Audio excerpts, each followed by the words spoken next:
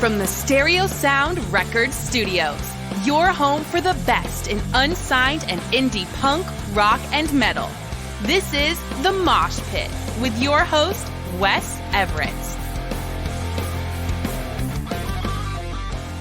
My next guest on the Mosh Pit podcast is Lee Christian from QuickFix Recordings. He comes in, we chat a little bit about his label, the music, the bands that he represents, the music that we both listen to and enjoy.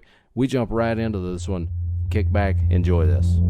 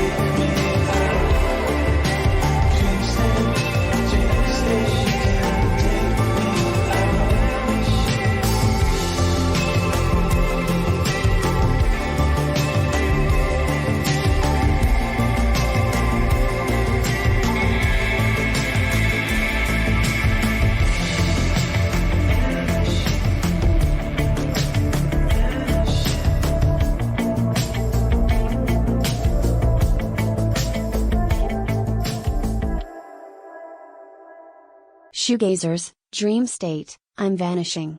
Cool, man. Well, we've discussed a lot already off air, but it's cool because I really want to learn and know more about your label, QuickFix Recordings. So you guys kind of offer everything from rock, punk, pop, electronic, jazz. Give us more insight on that. I don't think we've got any jazz yet. That'd be really nice. But I'd really love that. That's on the. I have like a Miles Davis collection, which is like that thick. So nice. and stuff like that. And I'm into like a lot of like, especially the more technical, like kind of jazzy rock, like that kind of. I love like Living Color, but then also I have all of Vernon Reid's solo albums, and I'm kind of really into.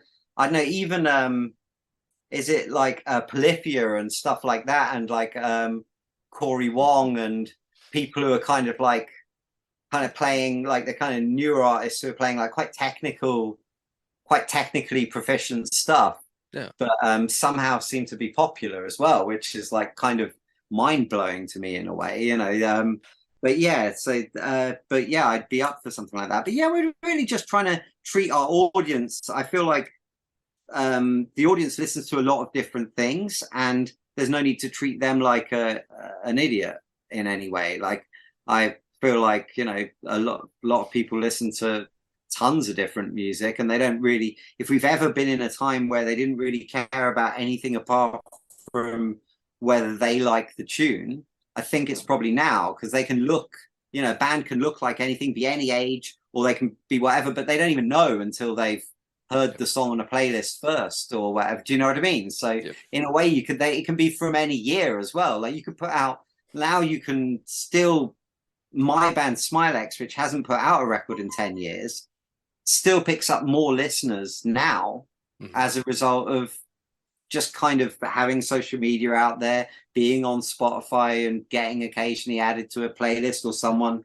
coming across it and going, actually, this is decent stuff. Do you know what I mean? So I think we're just trying to be a bit more like, provide a bit of everything, but like, hopefully I would like think like the best of those things. So like, you know, if we put out a noise rock, you know, grungy punky band, it's going to be a really good one, like TV Sex Death. And if we're putting out like a electronic kind of like, I guess they're kind of electro-punk by way of them being a bit political or whatever, but Sexy Wild East are like hitting the nail on the head for me. Do you know what I mean? They've got the tunes and the kind of angry attitude along with it or whatever, and not always angry, but yeah, quite positive actually. But yeah, likewise, Blackout Orchestra, if you like your kind of indie singer-songwritery kind of stuff, anywhere between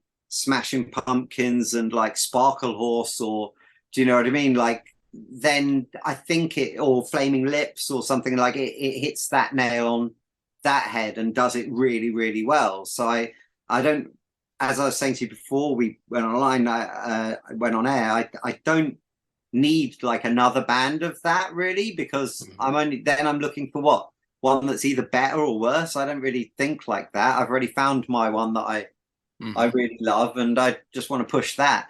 You know, we've got an Oxford dream pop kind of indie pop band called Days, and they do it really well. They do what they do really well, and I really like their version of it. You know, like in any movement of music that we've had, I would say I have my favorites, and I have other things that I really don't care for.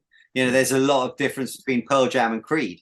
Do you know what I mean? And so, and where I've got everything by Pearl Jam, I have nothing by Creed. Do you know what I mean? So, and some people would say, oh, that's the same music. It's like, not it is, you know? So, so I don't really believe in like the genre thing so much. And we've put out some hip hop stuff, and we've got a lady who used to be in the Bell Stars called Jenny Mathias, and she's got like, her stuff is done with the Onu sound lot, which is like all dub and kind of reggae stars and everything. An amazing producer, Adrian Sherwood and stuff, who's done like loads of, you know, Lee Perry records and Horace Andy and, you know, African Head Charge and stuff. So really not, it's more about finding the people who are doing it the best really. And then I've got a nice broad collection of artists that you can come to, and you're not going to get the same thing over and over again. You're going to like be exposed to different things. When I grew up in the 90s, we were going to like festivals where we'd have Björk and Ice-T and Foo Fighters and Guru's Jazzmatazz, or do you know what I mean? Like just such a broad, Maxwell, or, you know, like such a broad range of music. And by wandering around the tents, I kind of feel like that's what QuickFix is. It's like a wander around a festival. You don't catch everything, but you catch like really good examples of these different things. And hopefully they're not too fixed in genre that it's that predictable anyway. Really, I always think that's quite a boring thing to be. You know, like all credit to AC/DC, but once you've got that Iron Man 2 soundtrack, you've got everything you really need from them. You don't need to go album upon album upon album upon album, because it gets a bit repetitive after a while, doesn't it? Whereas, they were the master of the power chords, weren't they? Yeah, but like they kind of just did that. It's like once you know. I mean, don't get me wrong. Thunderstruck used to be one of our jams when I was a teenager, and if I take over the I'd always take over, whatever we were playing music on, whether tape, CD. It's just as the age of CD was just coming in, really. And yeah, I'd always take over, and that would be something I could put on, and the whole room would go crazy, like Thunderstruck. You know what I mean? Oh, yeah. So it's not a diss, but once you've got a certain amount of that stuff, you're kind of wondering if they have anything else in the thing. In the oh yeah. Did you ever want to do anything else but this? Do you know what I mean? So Dock City, Mirrors.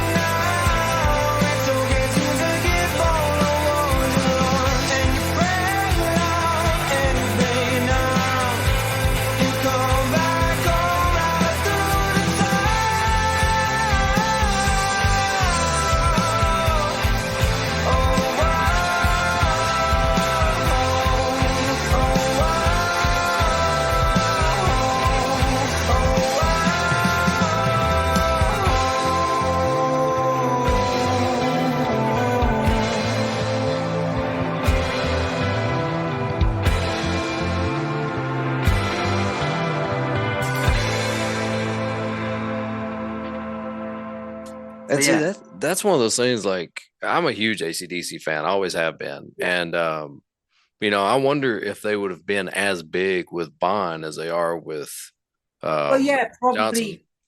Well, I mean, I think they hit a thing where they knew what they could do, and that works on a regular basis. And the less, there's a point after which the Stones just they just lock into this thing that they do. Even the Chili Peppers, to a degree, after like Californication onwards, it's kind of the same band, but it's not the same band as the one before. you know, like, which is kind of my era. Although I do love the Return of the Dream Canteen. For some reason, it's hit me like, oh, I think I like almost this whole album, which is the first time I've said that about like the Chili's in a long time. It's always been like, I like about half of it. Yeah. Do you know? Yeah. Well, I'll be honest, when Black Summer, when it first hit radio, and I was like, I was flipping through the stations and I just kind of caught a little bit of it, and I'm like, is that Jethro Tull? Did Jethro Tull release a new album? Yeah, he's got the strange I can't tell whether it's an Irish voice or what he's doing on that one. The album I meant is actually the one that, because I didn't like that Unlimited Love album at all, and I was a bit like, then they announced another one, and I was like, geez, that's the last thing anybody needs, really. And like, we've had enough already. Like, you did 18 songs on the last one, and I might have liked like 3 or something. Do you know what I mean? And so I wasn't looking forward to a new album at all, and I listened to it out of a sense of duty. And then I was like, oh, actually, I kind of really like this, and I can't even tell you why. I think they just worn me down. Like, do you know what I mean? Which. But like by contrast, like the Smashing Pumpkins, I've stopped even listening when they put out a new record now. Yeah, because I'm just tired of being let down so much. Do you know what I mean? And I used to be a fully paid up, buy it on the day member. You know, all these bands. You know, I remember clearly going in and buying Vitalogy on the day it came out on vinyl, which was a week earlier than it came out on CD, because I was like, I've got to have I loved Versus like so much. It was just like nothing could be more exciting than the new Pearl Jam album. And that's what I meant about, you know, now that we were talking before we started recording about Pearl Jam, and, you know, hearing things for the first time on streaming, and how much of I don't know, it's just not exciting. It's not as thrilling as the old way was. The old way built fandom better. It had a vested interest, and I don't know whether that's because of, you know, looking through the artwork with the lyrics, or whether it's just because of the investment that you paid into the CD when you didn't have as much money. So you're like, even if I don't like this first, I'm going to listen to it like at least 5 times and learn to love it. God damn it, because it cost me the money. And some of those end up being your favorite albums. I remember I got Pigeon Head album, which is Sean Smith from Brad and Satchel and stuff, and it's like his electronic thing. And I read one review in The Enemy or The Melody Maker or something at the time, and it said, you know, he's like, you know, it's the dude from Brad, and he's doing this like funky thing which is kind of Prince-like. And I was like, sold. And I went to my indie record store and I bought it on import, and it was like $16.99 or something, like pounds, which is like what, $20 at a good on a good day. It might be 25 on a bad. Do you know what I mean? And it turned out to be one of my favorite albums of all time. And Sean Smith is one of my favorite artists of all time, but it was just as well. And there's been other examples where I've paid that kind of money and I've been like, oh, I only listened to it twice or whatever. So yeah, but then you'd never buy the next one. And that's what's weird about like the olden days, is when you look at like hit albums, a lot of the time they're the follow-up to the actual best album, because the one that sold everybody is the one that people were slow to grab onto. And then the next one that came out, everybody went and bought thinking it would be amazing. And then it might be a number one, but it might be one of that was in the charity shops like the next, the next week. I saw a copy of Sam Smith's new album in a charity shop last week on February 14th. I was in a charity shop and I saw the Sam Smith album already in there. It's like, wow. Well, I mean, we're at a time now where, I mean, TikTok is huge, and it's what, 30-second clips. We as a generation, as a whole, we have ADD at this point. Oh yeah, like I think it's way beyond that. I think it's turned into goldfish.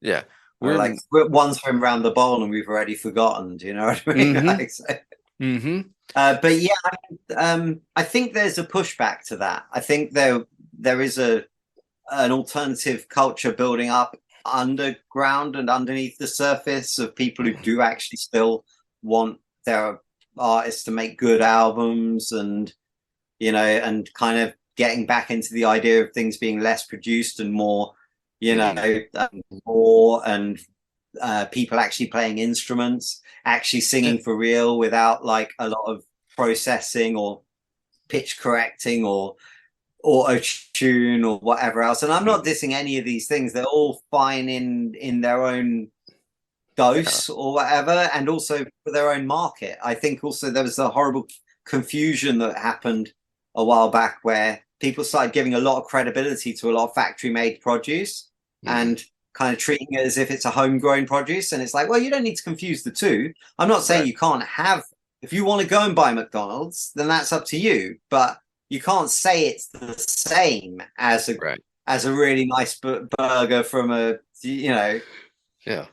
from a place that's cooked it all up with the home produce. It's not that you can't say they're of the same worth. One is this flimsy floppy thing that, was mass produced for you. And the other thing is something that might keep you going for a day. Do you know what I mean? Or whatever. So yeah, I just think there's we've given a bit too much credibility to some of that other stuff. So I think, maybe the kids are cynical enough that they'll be like, nah, that sucks actually. Yeah. And also it hasn't really grown on. Like the people we're talking about nowadays are still the same people we were talking about like 10, 15 years ago. It's all Beyonce and Rihanna and Adele and Taylor Swift. And these are like, these artists are old now. Back in my day, the turnaround was way quicker. Prince only managed to sustain a 10-year peak popularity thing. Same with Bowie, like they were, you had like your 10 years at best. You were lucky if you were a genius if you got a 10-year career of being at the top. And most things would turn over within 3 to 5 years, and we've been going on with the same old junk for like ages. And surely, kids must go, oh, really? I want something new. Do you know what I mean? Yeah. But I mean, you were talking about how bands gravitate to that one sound and they stick to it from there on out. And prime example, and I'm a fan, don't get me wrong, I am a fan, but Nickelback did that. SmileX, Wasted Youth.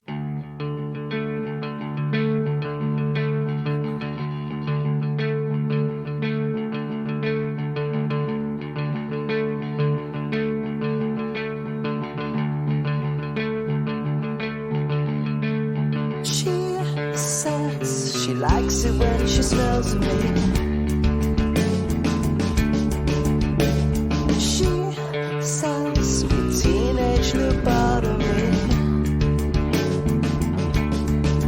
Well, she tells me I'm wasted and you're cool. Let's practice making babies when I get out of school. She swears protection's not necessary.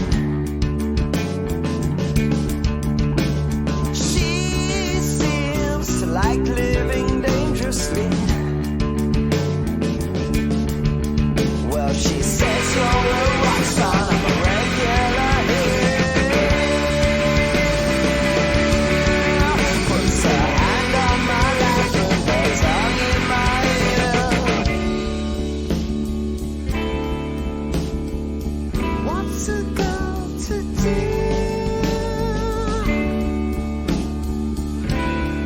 I lost my heart on the sole of her shoe.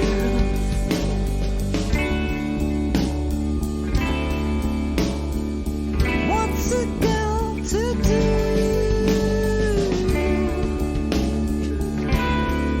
I lost my time with a wasted youth, time with a wasted youth, time with a wasted youth, time with a wasted youth.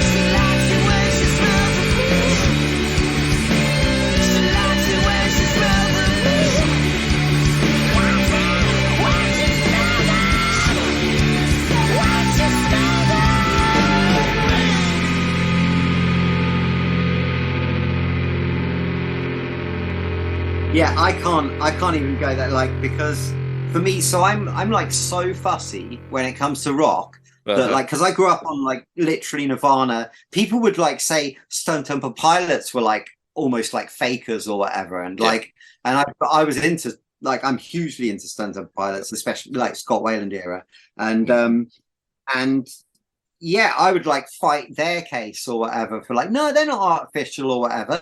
But then to me, like Green Day seemed like they had a bit too many hooks. And then by the time like Blink 182 came along, it's like way too many hooks. They're a pop band. You might as well be listening to Backstreet Boys, you know. And now my girlfriend would kill me because she's a big Blink fan and a massive Green Day fan.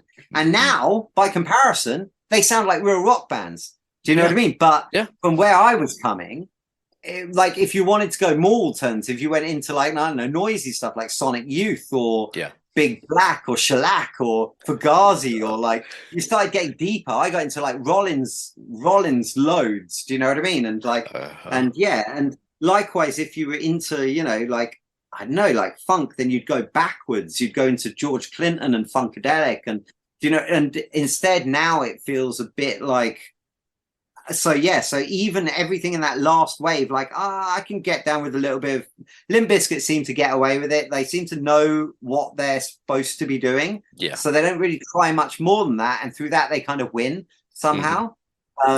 Because they can come back and they don't seem to have changed in a bad way. And they didn't overstay their welcome during that first bit.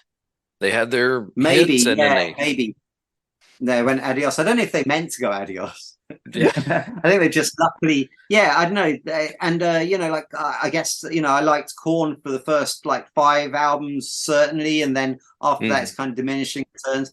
Deftones, I love, and I'll always love them. But like the Chang era is like the prime stuff for me. After that, they kind of got a bit more of a uniform sound.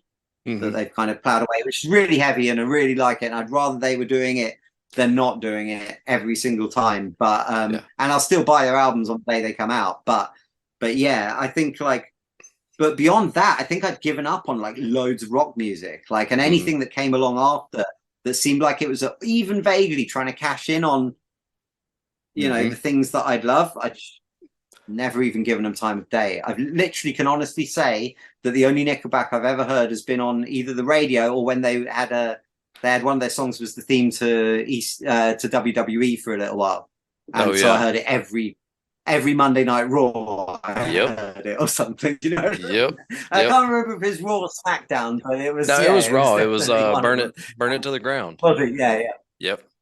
Yeah. So I heard that every Monday for like a long time, for a few years. And see, even going to that, even going to the wrestling thing, that's where I found a lot of underground music, because there for a while they were using like unheard, not quite unheard of bands, but lower bands, and I was a lot like, of rock, stuff's good. And rock as well. It went all a bit like, it went a bit like at some point. I remember when the first pay-per-view, it had that song, Born a Champion. I was like, things have changed, haven't they? Yep. We're into this the hybrid R&B era of wrestling now. It was almost like wrestling's always like so many years behind everything else. So it was almost a shame when they caught up. You know, it's like, don't be in any hurry to catch up. That's fine. And you know, one of my very good friends and collaborators actually played at WrestleMania for Bray Wyatt's entrance. He was like in the band that played, and he was. It said it's the most. He quit music, and a few years later, someone who he knew asked him to come and do it. And it's like, it's amazing. I played to more people to music, and also I wasn't playing live. Do you know what I mean? So that's awesome. That is awesome. It's pretty crazy. You know? I was miming to millions. You know, and speaking of bands that I really thought would be bigger, that I thought would last longer, would be Power Man 5000, because their album was killer with Bombshell and Worlds Collide, and I think there was 2 more that came out of that same one, which WWE also used for entrance music and pay-per-view stuff, but they never quite captured their full essence, I don't feel. Yeah, it's interesting with America because you've got such a huge territory there. Like, you can be in like one of the bands that doesn't get as big, and still sell like a shitload of records. Like you're, like you could just call out a name like, I don't know, like Glass. Not the Glass Jaw, but a Taproot or Head PE or something like that. All sold like enough records that they probably don't need to, like they probably bought a house each. Do you know what I mean? Like at least. Oh yeah. And especially so with maybe Trapped. that's enough sometimes. Yeah. And especially when Trapped dropped their Trapped. Do you remember them? Who've kind of screwed themselves on Twitter. We won't talk about that. I don't know that. Headstrong, they had one song. Yeah, they had one song. Right. Okay. Yeah. Yeah. So they'll have all, probably bought a house off the back of it. So, so in a way, it's like maybe that time is enough. Like that they're actually around. Like, so maybe it doesn't really, the label don't really care if it goes much further, and they kind of maybe get a bit complacent about their career. I don't know, like I wouldn't like to speak for anybody because they might be like, no, we really still want to be, doing it or whatever. Do you know what I mean? So, but I think also people have moved into, like the world, the business has become quite corporate now, and maybe that doesn't sit so well with a lot of bands as well, because the original reason you got into a rock band was to say like, fuck the man, not thank you, Amazon. Thanks, Amazon, for this award. Do you know what I mean? There's nothing really very rebellious, and it would be hard for Rage Against the Machine to be a band now in the way that bands used to be, because there's all the mechanism, all the everything, the machine around them, for want of a better description, around them is so corporately hooked up that it would be impossible for them to do it and not be hypocrites. Well, I mean, you look at it now, and the things that used to be considered selling out, that's how you make it now. Exactly. Nowadays you make so little through streaming. If you don't sell your music to be in a movie or an advert or something, then and if you got that offer, you'd be an idiot to turn it down. Do you know what I mean? Because how else are you going to make it? But then you are compromising, aren't you? And we used to like laugh at like bands like, I don't know, I don't know whether they're big hits in that side of the pond or whether you even remember, but a band called Stiltskin and a band called Babylon Zoo, they had like big hits like off the back of Gene commercials. Do you know what I mean? And Reef, their first song was on a ad for like, I think it was Sony mini disc or Sony like something like that. And so these bands, we used to kind of laugh at them a bit, like, they're not quite real bands, are they? Oh, that's a corporate machine right there. Yeah. And now, how would you level that at any band? Like, they're just trying to live. They're just trying to eat. You know what I mean? Keep the van running from gig to gig. Do you know what I mean? So, because petrol's going up at a lot faster rate than streaming royalties. I can tell you that much. Yes, do you know what I mean? In that way, that's, when it comes to our label, we're really not trying to, I mean, we'll try and get our stuff placed in, movies, or if it's the right advert for the right artist or whatever, then that's fine. I mean, I personally would, there's a couple of chocolate brands that I'd be quite happy to, as long as they sent me a lot of chocolate as well. Do you know what I mean? Then I'd be fine with it. But yeah, I don't know. It's one of those things where it has to feel like, to me at least, it has to feel like it's rebellious. Otherwise, like, kind of not that interested. It just doesn't really hit a spot for me. I don't feel like it's necessary in this world either. If you want to listen to unrebellious music, you can go a million other places. Do you know what I mean? But hopefully, if you want to hear something that's got a mix of something to say with, I don't mean in a kind of like really aggressive, kind of aggressive politics, although some bands might well have some aggressive politics in there. I like to allow everybody their freedom of speech as well. But I think, if you want to hear something that's kind of more aimed at those corporate bad guys, then you're probably going to find that kind of thing on my label. At least I feel so anyway. Someone else might say it's it's nothing compared to this band that, you know, do this or whatever. And it's like, yeah, but we also I don't think any of our bands like wear it as their their unique selling point. It's just one of the many emotions that, you know, I always think, you know, like you should write about whatever you want to write about. And that shouldn't necessarily, if that's ends up being something political, or it ends up being a love song, or it ends up being whatever else. Yep. Just as long as it's honest and it's done well, I don't really care. But yeah, but that kind of the lack of edge in like a lot of stuff really just makes it switch off. I just don't. Neil Howell, The Cruellest Month.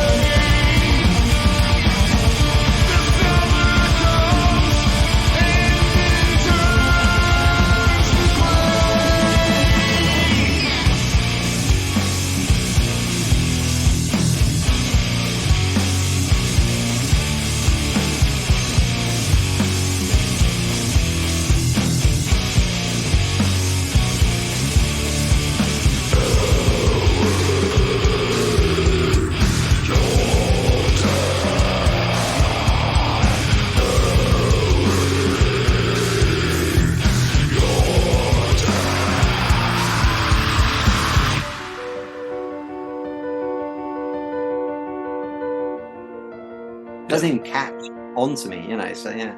Oh yeah, definitely. Well, man, dude, I appreciate you sitting in on this. I've really enjoyed picking your brain, talking music, learning more about your no, I label. really appreciate the support. Yeah, I mean, it's, as I said, it's, you know, people like you are kind of like the only way that we're kind of getting out there, really, you know. So thank goodness for things like yours, you know, it's like podcasts and stations and DJs and, you know, journalists and you know, bloggers who, you know, all the independent things that are springing up. I think they're the sign that, you know, there's still life in the old dog yet, if you know what I mean. There's still, there's still proper people enthused about real music and everything. Do you know what I mean? And that was one reason I started the label, or I had the idea of a label at one point, but I decided to segue to the podcast and just do it from there. And that was to promote others, the bands that are coming up, the ones that don't get that radio play because they don't have that kind of money, the ones that are trying to get out there. And that's, you know, that's what we do here. So yeah, well, it's super, super valuable. So long may it continue.